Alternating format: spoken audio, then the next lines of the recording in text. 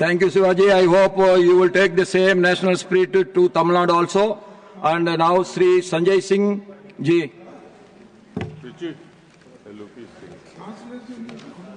Vande Mataram sir, आपका बहुत बहुत आभार कि आपने वंदे मातरम जैसे महत्वपूर्ण विषय पर मुझे अपनी बात कहने का अवसर दिया। मान्यवर, मैं सोच रहा था कि वंदे मातरम के बारे में उसके 150 वर्ष पूरे होने पर यह चर्चा सरकार के द्वारा क्यों प्रायोजित कराई जा रही है। एक तो यह अच्छी बात है कि देशभक्ति की भावना का विकास सबके अंदर हो, वंदे मातरम के महत्व को सारे देश के लोग समझें, नौजवान समझे, किसान समझे, मजदूर समझे, पढ़ा लिखा समझे, गैर पढ़ा लिखा समझे। यह अच्छी पहल है। लेकिन मैं साथ ही साथ यह भी सोच रहा था तो एक घटना मुझे याद आई मान्यवर। वो घटना थी उत्तर प्रदेश की। हमारे एक ऊर्जा मंत्री हैं माननीय मंत्री जी AK शर्मा जी, उनके सामने व्यापारी लोग पहुंचे। उन्होंने कहा 21 घंटे से लाइट नहीं आ रही, 21 घंटे से लाइट नहीं आ रही, व्यापार बर्बाद हो रहा है, बच्चे रो रहे हैं, हमको गर्मी में बिजली दे दो। मंत्री जी ने कहा जय श्री राम, बजरंगबली की जय, और गाड़ी में बैठ के चले गए। मैं आपके माध्यम से सरकार से पूछना चाहता हूं, क्या भगवान श्री राम ने आपको कहा है ये और जनता को अंधेरे में रखिए, बिजली ना दीजिए? ये क्या भगवान श्री राम ने आपको कहा है? ये शिक्षा आपको भगवान श्री राम ने दी है? मान्यवर, मुझे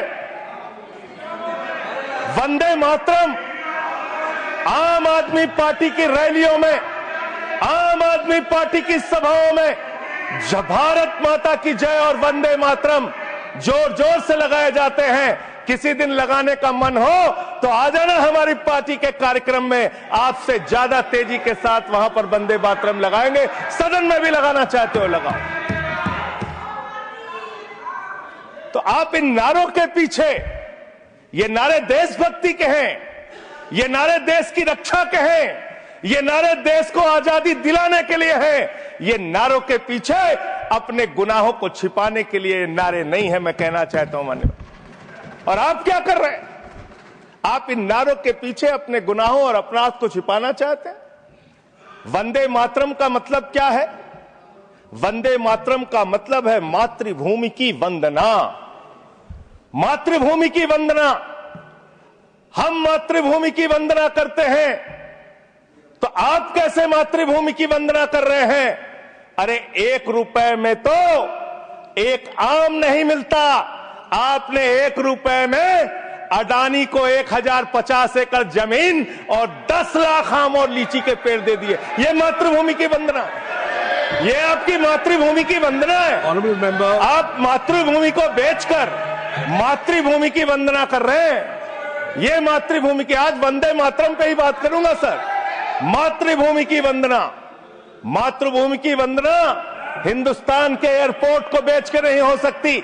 मातृभूमि की वंदना रेल को बेच के नहीं हो सकती, सेल को बेचकर नहीं हो सकती, समुद्री तटों को बेचकर नहीं हो सकती, कोयला और गैस को बेच के नहीं हो सकती, हिंदुस्तान की जमीनों को बेच के नहीं हो सकती। तुम लोग मातृभूमि को बेचने वाले लोग हो, तुम मातृभूमि की वंदना करने वाले लोग नहीं हो। मान्यवर, वंदे मातरम पे ही सुनिए। आज वंदे मातरम के अलावा कुछ बोलूंगा ही नहीं। मातृभूमि की वंदना, इस मातृभूमि की वंदना में जब यहां पे लीडर ऑफ द अपोजिशन बोल रहे थे, मान्यवर, honourable I am not yielding sir, I am not yielding sir, sir I am not yielding sir, I am not yielding sir. जब लीडर ऑफ अपोजिशन बोल रहे थे, ऑथेंटिकेट इट प्लीज देन। जब leader, sir I am not yielding, sir I am not yielding. जब यहां पे leader of opposition बोल रहे थे, नो पॉइंट ऑफ ऑर्डर, खड़गे साहब, उनके मुंह से नो पॉइंट ऑफ ऑर्डर, दलित शब्द निकल गया, दलित शब्द निकल गया। पूरी की पूरी भारतीय जनता पार्टी हाउस में खड़े होकर विरोध करने लगी। दलितों से इतना चिढ़ है आपको? क्या दलित भारत माता के बच्चे नहीं? क्या पिछड़े भारत माता के बच्चे नहीं? क्या आदिवासी भारत माता के बच्चे नहीं? अगर दलितों, पिछड़ों, आदिवासियों की बात होगी तो आप विरोध करोगे? I'll have to give it to LOH. आप विरोध I'll have to करोगे? give it to LOH. You are not on the topic. LOH. Just need a minute. LOH. Sir दो बातें हैं। Please. LOH is on its legs. LOH is on its legs. Sir दो बातें हैं। एक तो हम चाहते हैं कि डिबेट, हेल्दी डिबेट हो, तर्कों के साथ हो। अभी इन्होंने आरोप लगा दिया कि दलितों पर बीजेपी वाले एकदम हल्ला करने लगे। ऑन रिकॉर्ड है, मैंने कहा है दलित के विषय में कि ये हमारे पूज्य हैं, हमारे भाई हैं, ये ऑन रिकॉर्ड है। इस तरीके के स्वीपिंग स्टेटमेंट्स न दें और इस हाउस के माध्यम से देश को न करें, नंबर 1। नंबर 2, आपने कहा ये बेच दिया, ये बेच दिया, ये बेच दिया। आई से please authenticate on the floor of the house whatever you have charge. देखिए आज सर बहुत अच्छी बात गृह मंत्री जी भी कह के गए और लीडर ऑफ द हाउस भी कह रहे हैं कि जो कुछ भी मैं बोलूं उसको ऑथेंटिकेट करूं। और मैं आपसे अनुरोध कर रहा हूं सर कि अगर मैं ऑथेंटिकेट ना करूं तो मेरे खिलाफ कार्रवाई की जाए। एक एक चीज मैं ऑथेंटिकेट करूंगा। अगर मैं कोई बात कह रहा हूं तो उसको ऑथेंटिकेट करूंगा। दूसरी बात, शहीद खुदीराम बोस की बात हुई सर, कल उस सदन में चर्चा हुई। हिंदुस्तान के सबसे युवा क्रांतिकारी जिन्होंने फांसी के फंदे को चूमा, वंदे मातरम का नारा लगाया। शहीद खुदीराम बोस, शहीद रोशन सिंह, शहीद राजेंद्र लहड़ी, शहीद अशफाक उल्ला, शहीद राम प्रसाद बिस्मिल, शहीद प्रफुल्ल चाकी, हिंदुस्तान के तमाम क्रांतिकारियों ने जब फांसी के फंदे को चूमा, शहीद आजम भगत सिंह, शहीद सुखदेव, शहीद राजगुरु, सबने वंदे मातरम का नारा लगाया। सबने वंदे मातरम का नारा लगाया। और शहीद खुदीराम बोस को अब आप याद कर रहे होंगे, मैं पिछले 31 साल से 3 दिसंबर को शहीद खुदीराम बोस की जयंती का आयोजन करता हूं। मेरी संस्था का नाम शहीद चंद्रशेखर आजाद के नाम पे है।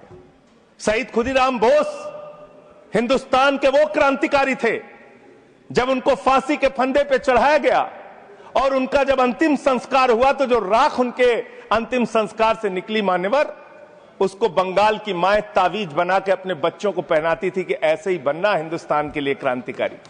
यह इतिहास, यह हिंदुस्तान का इतिहास। लेकिन मैं आपके माध्यम से इस सरकार से पूछना चाहता हूं, आपके पुरखे इस वक्त क्या कर रहे थे जब शहीद आजम भगत सिंह वंदे मातरम लगा रहे थे, शहीद सुखदेव वंदे मातरम लगा रहे थे, शहीद राजगुरु वंदे मातरम का नारा लगा रहे थे, शहीद खुदीराम बोस वंदे मातरम का नारा लगा रहे थे। उस वक्त आप क्या कर रहे थे? क्या कर रहे थे आप? वंदे मातरम का नारा लगाकर लोग जेल गए, लाठियां पड़ी उनको। मैं आपके माध्यम से इस सरकार से पूछना चाहता हूं, आरएसएस के 4 लोगों का नाम बताओ जो वंदे मातरम नारा लगा के जेल गए, उनका नाम बताओ आप। 4 लोगों का नाम बताओ आप, अपने 4 पुरखों का नाम आप बताओ। आप नहीं बता सकते क्योंकि आजादी के आंदोलन में आपका कोई इतिहास नहीं, आजादी के आंदोलन में आपका कोई इतिहास नहीं, यही आपकी कुंठा है। तो इसलिए कभी आप कहते हो सरदार वल्लभ भाई पटेल आपके हैं। अरे भैया, सरदार वल्लभ भाई पटेल ने आरएसएस के ऊपर बैन लगाया था, यह रिकॉर्डेड हिस्ट्री है। और जब 18 महीने जेल में रखा गया आरएसएस के लोगों को राष्ट्रपिता महात्मा गांधी की हत्या के अपराध में, जब उनको छोड़ा गया, बैन हटाया गया, तो उसमें शर्त लगाई कि आप राष्ट्रीय ध्वज को मानेंगे, यानी कि आप तिरंगे झंडे को भी नहीं मानते थे। आपने 52 साल तक हिंदुस्तान का तिरंगा झंडा आरएसएस के मुख्यालय पे नहीं फहराया सर, नहीं फहराया। और 3 लोगों ने आरएसएस के मुख्यालय पर जब ये झंडा फहराया, उन तीनों के नाम मैं पढ़ रहा हूं, विजय, उन्मत, दिलीप, इन तीनों लोगों के खिलाफ आरएसएस ने एफआईआर दर्ज कराई। किस अपराध में? कि हमारे दफ्तर में तिरंगा क्यों फहरा दिया। और कितने साल तक मुकदमा लड़े? 13 साल तक मुकदमा लड़े। यह है आपकी असलियत। आप तिरंगे का विरोध करते हैं, भारत के राष्ट्रीय ध्वज का विरोध करते हैं। जो लोग तिरंगे और राष्ट्रीय ध्वज का विरोध कर सकते हैं वो भारत माता के सच्चे सपूत नहीं है, वो नहीं है हमारे निगाह में। और मैं आपको बताता हूं सर, ये है 28 दिसंबर 1949 का ऑर्गेनाइजर पत्र, इसको भी रखूंगा क्योंकि आज गृह मंत्री जी और लीडर ऑफ द हाउस दोनों कह के गए रिकॉर्ड पे सारी चीजें आनी चाहिए, इसको रिकॉर्ड पे रखना चाहिए। इतिहास देश को पता चलना चाहिए किन लोगों ने देश के साथ गद्दारी की, किन लोगों ने तिरंगे का विरोध किया, किन लोगों ने राष्ट्रगान का विरोध किया। आपको ये पढ़ के सुनाना चाहता हूं, ये ऑर्गेनाइजर है, क्या लिख रहा है। What is the moral sanction behind government's choice of Jan Gana Man, except that it can be made an item of entertainment.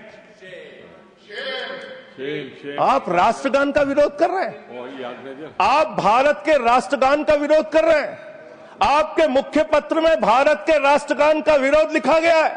इसके लिए भारत के प्रधानमंत्री को और पूरी की पूरी भारतीय जनता पार्टी को, जो अपने आप को आरएसएस को अपना आदर्श मानती है, पूरे देश से माफी मांगनी चाहिए। ये रिकॉर्ड पे लाऊंगा सर, इसको रख लीजिएगा, ये रिकॉर्ड पे रखा जाए।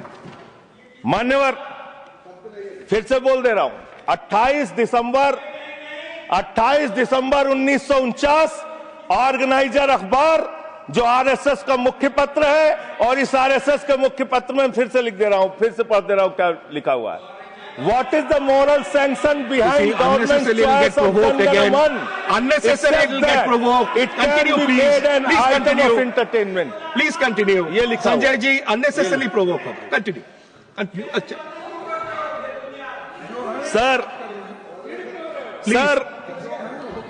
मैं आपसे ये कहना चाहता हूं कि आपने तिरंगे का विरोध किया, राष्ट्रगान का विरोध किया, वंदे मातरम आपने लगाया नहीं कभी, कोई आपका व्यक्ति देश की आजादी के आंदोलन में जेल नहीं गया, कभी आपने कोई देश के लिए, हमारे यहां अवधि में कहावत है, नाखून कटाए के शहीद ना बना भैया। तू तो नाखूनों नहीं कटाया भैया, बिना नाखून कटाए शहीद बना चाहता है, बिना नाखून कटाए शहीद, ऐसे काम नहीं चलेगा सर। जिन्ना का भी जिक्र कल दूसरे सदन में हुआ, प्रधानमंत्री जी ने जिक्र किया। जिन्ना के साथ आपके कितने गहरे और मधुर संबंध थे, क्या इस देश के लोगों को पता है? नहीं पता, मैं बताता हूं। श्यामा प्रसाद मुखर्जी जी फजलुल हक की गवर्नमेंट में फाइनेंस मिनिस्टर थे, और फाइनेंस मिनिस्टर रहते हुए उन्होंने अंग्रेज गवर्नर को चिट्ठी लिखी थी। Shyama Prasad followed this and told Governor Herbert the administration of the Bengal province should be carried on in such a manner that in spite of the best efforts of the Congress, this Quit India movement will fail. ये चिट्ठी लिखी है।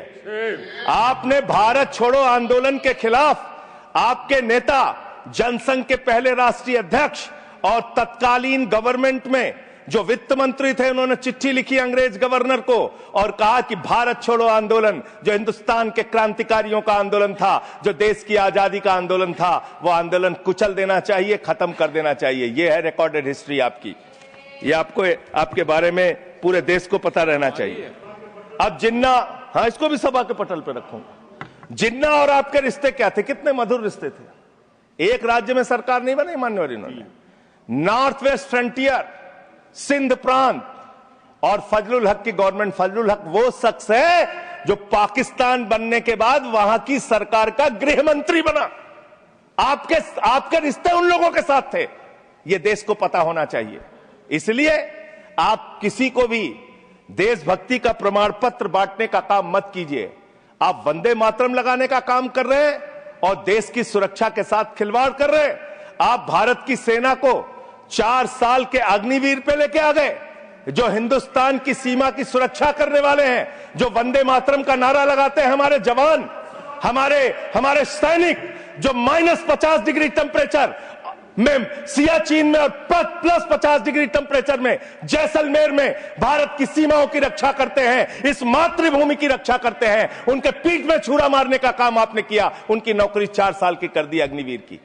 आपको मातृभूमि से प्यार है, आप देशभक्ति की बात करेंगे, आप देशभक्ति की बात कर रहे हैं। अरे मैंने साइकिल चोर सुना था, लॉकेट चोर सुना था, स्कूटर चोर सुना था, मैंने सुना था तमाम तरह के चोर होते हैं। आप लोग तो वोट चोर निकल गए हिंदुस्तान के अंदर, वोट चोर। 3 करोड़ वोट उत्तर प्रदेश में 3 करोड़ वोट की चोरी करने जा रहे हैं। कल की मीटिंग में पता चला 17.5% वोट उत्तर प्रदेश में काटे जाएंगे। आप ये कर रहे हैं, ऐसे लोकतंत्र को मजबूत करेंगे? ऐसे आप मातृभूमि की सेवा करेंगे? ऐसे आप मातृभूमि की वंदना करेंगे? मान्यवर, मैं आप लोगों से सिर्फ इतना कहना चाहता हूं मान्यवर, आपके माध्यम से, कि हमने फिल्मों में सीन देखी है, डाकू लोग आते हैं, जय भवानी जय भवानी जय भवानी कह के, और वो गांव का गांव लूट के चले जाते हैं। जय भवानी कह के गांव का गांव लूट के चले जाते हैं। हम इस देश के अंदर किसी भी सरकार को वंदे मातरम और भारत माता की जय लगाकर देश को लूटने की इजाजत नहीं देंगे। वंदे मातरम लगाएंगे, भारत माता की जय लगाएंगे, जय हिंद भी कहेंगे, राष्ट्रगान भी कहेंगे, वंदे मातरम भी गाएंगे, लेकिन देश के साथ गद्दारी और धोखेबाजी नहीं करने देंगे। आपको नहीं करने देंगे। ये देशभक्ति के नारे हैं, ये देशभक्ति के नारे हैं।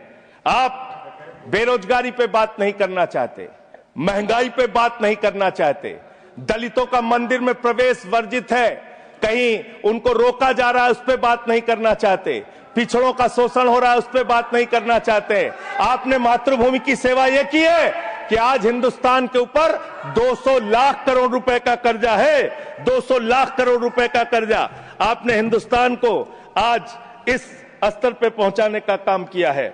और दूसरी बात मैं पूछना चाहता हूं आपके माध्यम से मान्यवर, इस देश में मजदूर भी हैं, किसान भी हैं, आदिवासी भी हैं, दलित भी हैं, पिछड़े भी हैं, सवर्ण भी हैं, सब में अनपढ़ है, सब में भारी संख्या है जो पढ़े लिखे नहीं है, जिनको संस्कृत का ज्ञान नहीं है, जो नहीं पढ़ सकते वंदे मातरम।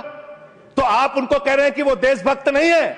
मैं आपके माध्यम से कहना चाहता हूं, वो देश को लूटने वाले अडानी जैसे पूंजीपतियों से ज्यादा बड़े देशभक्त हैं, जो अपने बच्चों के लिए श्रम करते हैं, मजदूरी करते हैं, कुली का काम करते हैं और अपने बच्चों का पेट भी पालते हैं, देश की भी सेवा करते हैं। वो आपसे ज्यादा देशभक्त हैं। उनकी देशभक्ति को आप इससे चेक करने का काम मत कीजिए, इससे उससे परीक्षा करने का काम मत कीजिए। मान्यवर, मैं अंत में एक और बयान आया, उसका जिक्र करके अपनी बात को खत्म करूंगा।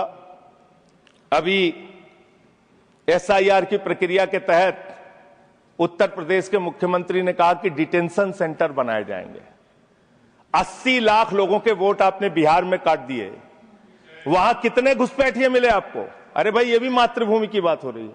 आप लोग चाहते हैं बांग्लादेशी यहां पे आ जाएं, मातृभूमि को सुरक्षा को खतरा हो जाए? आपको तो चिंता वही है ना, वही तो बात कर रहा हूं। कितने बांग्लादेशी घुसपैठिया मिले? कितने बांग्लादेशी घुसपैठिया मिले? कितने बांग्लादेशी घुसपैठिया मिले? मात्र 315, जिसमें नेपाल के बाकी लोग सिर्फ 78 मुसलमान मिले। वहां 80 लाख लोगों के आपने वोट काट दिए।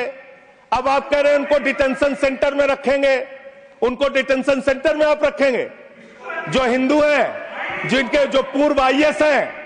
आप इस देश का सिर्फ माहौल बिगाड़ना चाहते हैं। आप इस देश को सिर्फ नकली नारों के पीछे सिर्फ आप अपने आप को छिपाना चाहते हैं। वंदे मातरम देशभक्ति का नारा है, भारत माता की जय देशभक्ति का। हां, दिल्ली में तो काटोगे ही आप, ठीक ही कह रहे हो, पहले से ही नियत बता दिया। दिल्ली की हालत तो कर दी आपने। अरे इसमें क्या लिखा हुआ है? इसमें क्या लिखा हुआ है? सुजलाम सुफलाम, सुजलाम सुफलाम, शुद्ध जल शुद्ध फल और मधुर वाणी। मधुर वाणी, मधुर वाणी कौन बोल रहा है? देश के प्रधानमंत्री मधुर वाणी बोल रहे हैं। मुजरा जैसे शब्दों, अरे भाई, इसी वंदे मातरम की सेकंड्स रह गए सर, वंदे मातरम की तो बात कर रहा हूं। हमारे पास और टाइम है सर, टाइम है सर। सर, मधुर वाणी, मधुर वाणी, मधुर वाणी। सर, जहरीली हवा और जहरीला पानी दिल्ली में दे रहे हैं। हमारे पूर्वांचल के भाइयों के ऊपर बुलडोजर चला रहे हैं। सर, मेरे टाइम में से काट लीजिएगा, पार्टी टाइम में से काट लीजिएगा, प्लीज, पार्टी टाइम में से काट लीजिएगा। सर, हमारी पार्टी का टाइम 24 मिनट है। प्लीज 1 सेकंड दिल्ली संजय को जी, संजय जी 1 दिल्ली सेकंड को आपने- 1 सेकंड ऑनरेबल अभी 10 मेंबर्स महीने- ऑनरेबल अरे मेंबर्स 1 बच्चों सेकंड शांत हो जाओ। माननीय संजय जी, बच्चों माननीय शांत। संजय जी, माननीय संजय बच्चों जी शांत। कंक्लूड करिए, आपका सर, समय खत्म अरे हो रहा मैं है। चौ- It'll cut sir, you. 24 Please, minute मेरा please, टाइम है। प्लीज मैं अपने माननीय टाइम- नीरज जी, प्लीज ही is concluding, please conclude 10 second sir, please conclude, आपका समय समाप्त हो गया। सर मेरी पार्टी का समय 24 मिनट है। ठीक है। मेरी पार्टी का समय 24 मिनट है। और कोई स्पीकर नहीं है आपके? स्पीकर एक और है, उनमें से आप काट लीजिएगा समय। मैं कह रहा हूं Conclude करिए, ना, conclude। हाँ, ये हमारा अधिकार है, पार्टी का अधिकार है। तो मान्यवर, 10 महीने में आपने दिल्ली की वो हालत कर दी, जहरीली हवा यहां पर आने लगी। दिल्ली को आपने दुनिया का सबसे प्रदूषित शहर बना दिया। बच्चों शांत हो जाओ, बच्चों शांत, बच्चों हल्ला मत करो, शांत हो जाओ। Conclude, I've given you enough. अरे मैं एक Conclude मुख्यमंत्री करिए। इन्होंने बनाया है। कंक्लूड करिए सर एक मुख्यमंत्री बनाया इन्होंने, प्लीज, खत्म कर रहा हूं। प्लीज। एक मुख्यमंत्री बनाया है जिसको ये नहीं मालूम कि AQI होता क्या है। कंक्लूड करिए। वो टेम्परेचर बता रही है।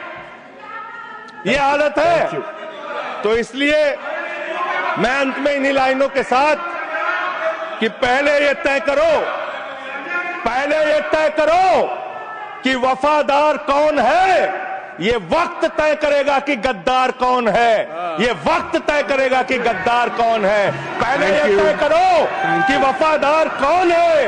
ये वक्त तय करेगा कि गद्दार कौन है। वंदे वंदे थैंक यू, वंदे थैंक यू। वंदे वंदे वंदे वंदे वंदे। कोई बीजेपी वाला वंदे मातरम नहीं लगाया सर। Thank you.